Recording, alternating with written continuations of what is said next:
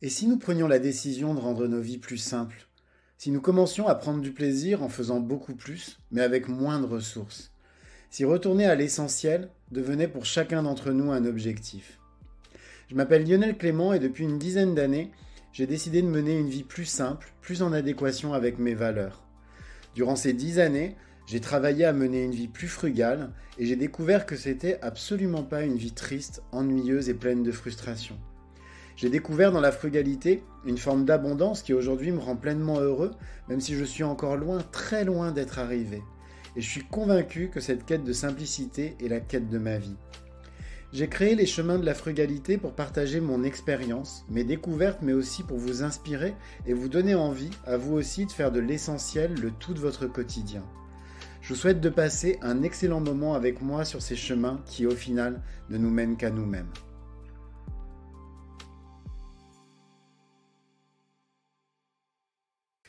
Il y a quelques mois, alors que la pénurie battait son plein, la vérité a éclaté au grand jour. Toutes les graines de moutarde qui étaient utilisées pour la plupart dans toutes les moutardes disponibles dans le commerce, dont la fameuse moutarde de Dijon, d'une très célèbre maison de moutarde bourguignonne, n'étaient pas cultivées en France. En fait, elles étaient toutes importées du Canada, qui est un des premiers producteurs mondiaux de graines de moutarde. Alors comment est-ce qu'on en est arrivé à cette hérésie, à savoir qu'une des plus célèbres moutardes du monde n'utilise même plus les graines cultivées à côté de chez elle, mais des graines importées de l'autre bout de la planète? Tout simplement pour des questions de rentabilité. Ces graines de moutarde canadiennes étaient tout simplement moins chères, alors à quoi bon se priver? Bien entendu, ces chers industriels n'ont à aucun moment mesuré le coût réel de ce choix. Son coût écologique, parce que le transport de ces graines alourdit considérablement leur bilan carbone, leur impact aussi sur les cultures françaises locales, qui se sont réduites comme peau de chagrin, et puis surtout le fait qu'en franchissant cette ligne rouge, ces marques, au-delà de mentir à leurs clients, ne font que soutenir une agriculture intensive au détriment d'une approche plus locale et responsable. Bref, même si nous mangeons très peu de moutarde à la maison, on en utilise un petit peu dans nos sauces de salade et encore, je me suis posé la question, est-ce que fabriquer sa propre moutarde, c'est quelque chose de facile? Et bien après quelques recherches, parce que quand j'ai une idée dans la tête, je deviens vite très obsessionnel, je me suis rendu compte qu'il existait énormément de recettes de moutarde et que les meilleures recettes étaient basées sur un procédé que j'adore, la lactofermentation. Dans cet épisode, je vais donc vous donner ma recette de moutarde lacto-fermentée, une recette délicieuse que je prends désormais énormément de plaisir à fabriquer. Mais pour commencer, c'est quoi l'intérêt de la lactofermentation pour la moutarde? C'est très simple, la moutarde qu'on obtient est tout simplement moins acide, donc beaucoup plus digeste, tout simplement. La lactofermentation des graines de moutarde va permettre d'en révéler très progressivement les arômes, et notamment le piquant de la moutarde si caractéristique. L'acidité de la moutarde, ici, elle n'est pas obtenue par l'ajout de vinaigre, comme dans les moutardes du commerce, mais directement par la saumure fermentée. Et puis, contrairement à la moutarde du commerce, la moutarde lactofermentée est un produit vivant. Elle contient énormément de probiotiques qui en font un excellent aliment pour la santé.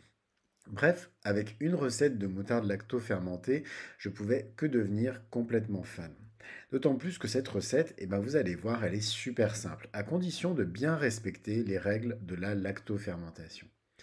Alors, pour fabriquer cette recette de moutarde lacto-fermentée maison, il va vous falloir 150 grammes de graines de moutarde bio et bien entendu française, 370 millilitres d'eau non chlorée, 10 grammes de gros sel sans additif, en gros du sel de Guérande ou du sel de Noirmoutier, mais surtout pas de sel de table, parce que pour le coup, vous obtiendriez un goût amer absolument dégoûtant.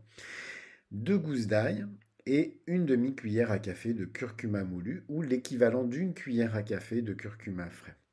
Pour le matériel, il va vous falloir un bocal à joint d'une contenance de 500 millilitres, c'est-à-dire en gros un bocal de type Le Parfait, vous voyez avec le gros joint rouge, c'est idéal. Les instructions pour fabriquer votre moutarde. Vous allez tout simplement commencer par nettoyer votre bocal sans le stériliser. Il faut surtout pas que votre bocal soit stérilisé, hein. Il faut juste le nettoyer pour qu'il soit propre. Pourquoi? Parce que tout simplement, si vous stérilisez votre bocal, vous allez verser, en fait, vous allez vouloir créer une fermentation dans un milieu non propice à une bonne prolifération des bactéries. N'oublions pas que la lactofermentation, c'est basé sur tout simplement, hein, le fait de faire proliférer des bactéries lactiques qui vont permettre justement la fermentation puis la conservation des aliments. Donc vraiment, nettoyez votre bocal sans le stériliser. Alors personnellement, j'utilise juste un peu d'eau et de savon neutre. Alors c'est un savon que je fabrique moi-même, mais il existe des liquides vaisselle neutres, hein, sans parfum. Et là, je vous conseille vraiment d'utiliser ce type de produit. Surtout pas les liquides vaisselle avec des parfums, citron, etc., complètement chimiques. Tout simplement parce que vous risqueriez de laisser en fait un goût pas très sympathique sur votre lactofermentation. Une fois que vous avez fait ça, vous séchez bien votre bocal et puis vous mettez un joint tout neuf. Moi j'aime bien changer de joint à chaque lactofermentation, tout simplement pour m'assurer que je vais avoir un produit final vraiment parfait.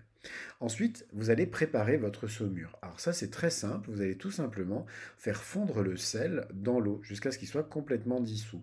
Donc avec 370 millilitres d'eau non chlorée pour 10 grammes de sel, vous obtiendrez en gros une saumure à 3%. C'est parfait pour justement toutes vos lactofermentations.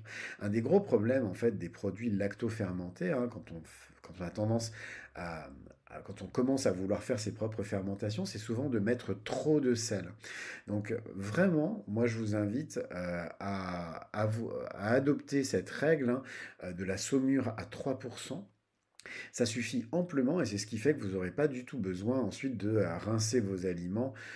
Vous allez pouvoir les manger tels quels et ils seront délicieux et surtout pas trop salés. Dans le bocal, vous versez vos graines de moutarde. Alors moi, dans cette recette-là, j'ai utilisé des graines de moutarde jaune. Si vous voulez avoir un rendu un peu moutarde à l'ancienne, hein, n'hésitez pas à mélanger moitié graines de moutarde jaune et moitié graines de moutarde noire. On trouve les deux aujourd'hui, hein, sur le marché. On trouve les deux fabriqués en France. Donc là-dessus, il n'y a aucun souci. Vous pourrez tout à fait en fait mélanger les deux si vous le souhaitez. Là, j'ai utilisé que de la moutarde jaune. Une fois que vous avez mis vos graines dans le bocal, vous ajoutez vos deux gousses d'ail. Éventuellement, hein, vous pouvez les couper en morceaux, mais c'est absolument pas obligatoire.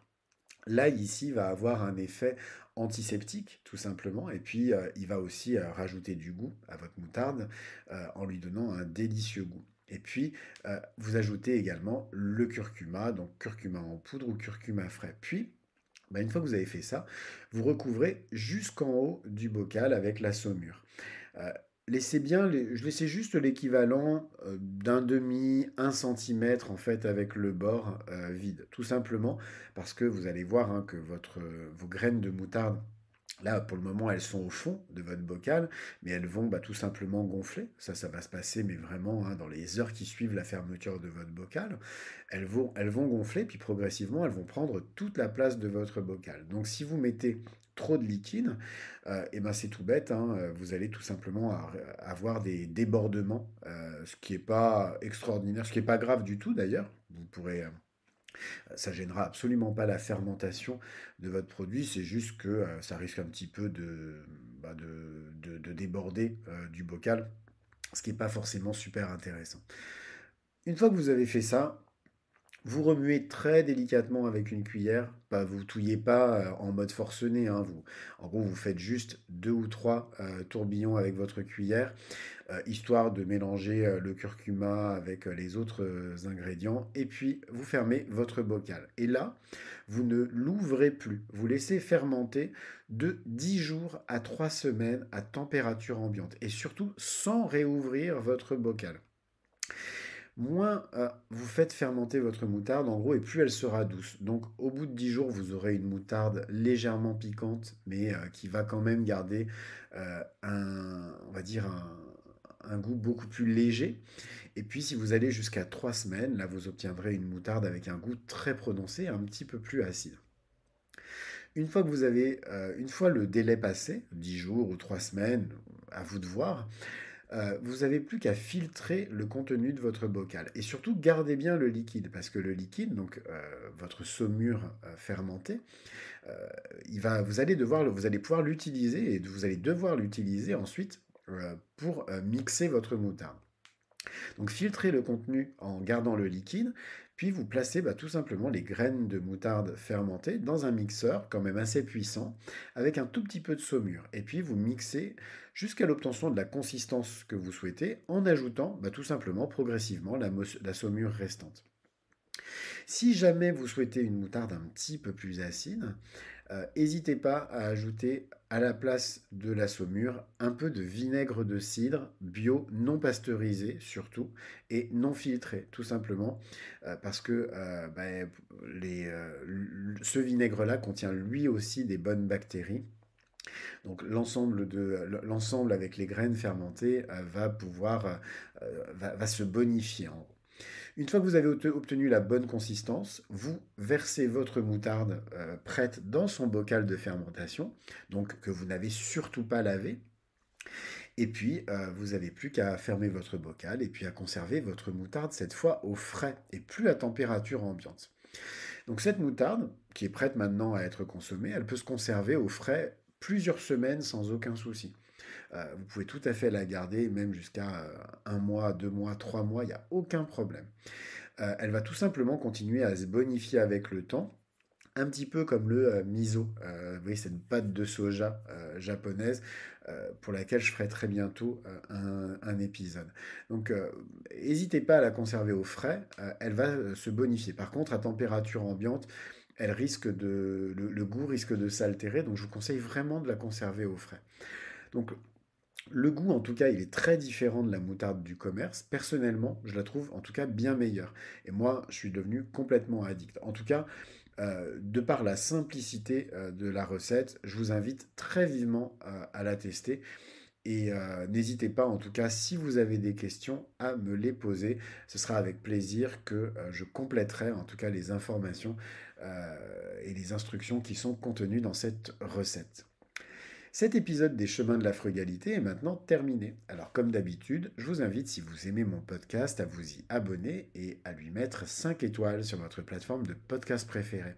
Ça va beaucoup m'aider à bien le référencer, c'est-à-dire à faire connaître mon travail. Et puis sinon, vous pouvez le partager autour de vous afin de le faire connaître à vos proches. En attendant, je vous souhaite à tous une très belle journée et puis je vous dis à demain pour un nouvel épisode. Au revoir.